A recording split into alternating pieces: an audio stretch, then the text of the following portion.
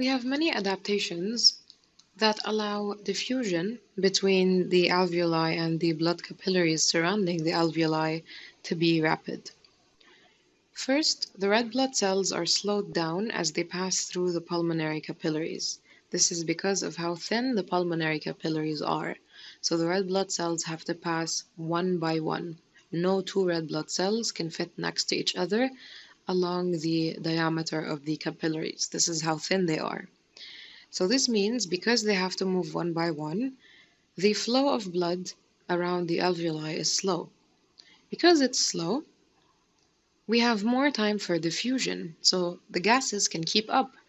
When oxygen is diffusing from the alveoli to the blood, it has time to be diffused.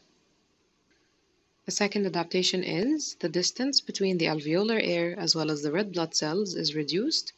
The red blood cells are very close to the internal environment of the alveolus. And this is also due to the fact that the red blood cells have to be flattened against the wall of the capillaries, so we have a short diffusion distance. Also, the walls of the alveoli as well as the walls of the capillaries are thin, so this also helps in making the diffusion distance very short. We also have a large surface area in both the alveoli as well as the pulmonary capillaries.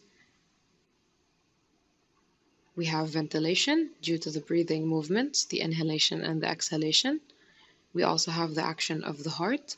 The heart is going to pump blood and circulate it around the body so that blood is going to constantly move. When it leaves the region of the alveoli, new fresh blood will come replace it. So we have ventilation of the blood as well as the air that is entering and exiting the alveoli. So we maintain a concentration gradient this way.